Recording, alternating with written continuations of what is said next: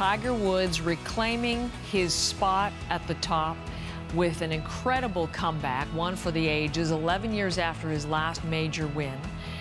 More time than that has elapsed since his last Masters win.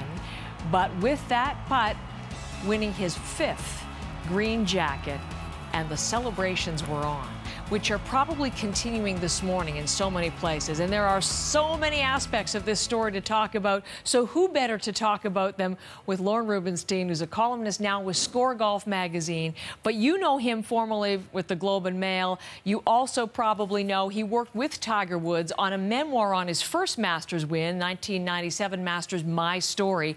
He's in Jupiter, Florida this morning. They live in the same community, no less. And he's in the Canadian Golf Hall of Fame. He's written about more than a dozen books on golf. So if anybody we want to talk to today, it's you, Lauren. Good morning.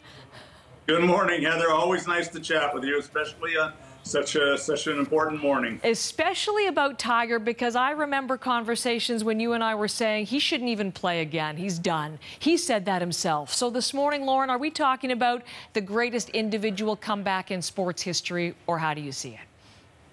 Well, I think it's a tremendous comeback. You know, we all want to rank everything that we see, and whether it's the greatest individual comeback, I don't know. There have been others. I mean, Hogan, most notably in golf, Ben Hogan, when he almost died in a car accident, so that was of a very different nature. But it's a tremendous comeback. There's no doubt about it. It's right up there where he was. When you think about all of his personal issues and, you know, the injuries, back surgery, spinal fusion, there's so many levels to the story, as you suggested in your intro, and it really is amazing, and that's why everybody is responding to it, even emotionally. Yeah, so we're looking on the screen at the moment where he gets the green jacket again, his 5th, and he said it fits. That was a pretty big moment. But the moment to see him for you, walking along the fairway at 18, up to the green, knowing that unless something went catastrophically wrong, he was going to win that. As you were watching him stride up to claim victory, what was going through your mind, you who know him so well? Well, you know, I was very, very happy for him and the people around him and his family, you know, most of whom I've met and spent time with, and I'm still in touch with.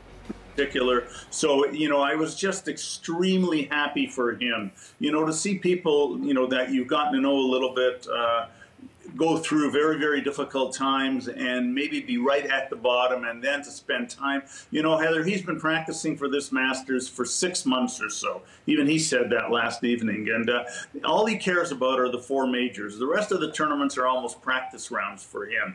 And he points to see an athlete be able to peak as often as he has. I think it's very unusual, and so I was just very happy for him. Having said that, you know, I really wasn't sure yet that he was going to win, because that little shot he had was a tricky one, and after all, he did suffer from the chipping yips, the pitching yips, not that long ago, and that may be his biggest triumph, because hardly anybody recovers from that.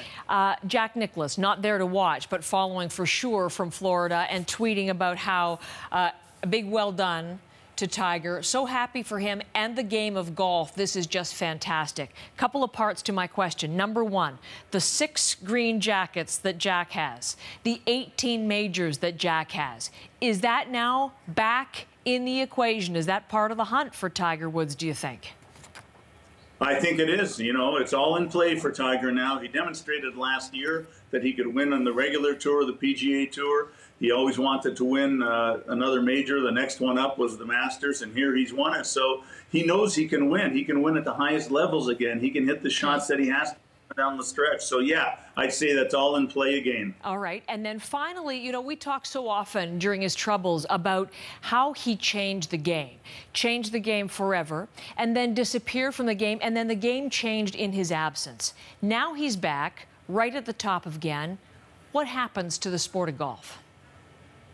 Well, I think there will be a bump right now. It's the beginning of the year in Canada and the northern part of the United States. There's no doubt people will be coming out and playing and maybe taking it up. Whether it will translate into a long-term effect, we don't know. I mean, I think quite often that's overemphasized.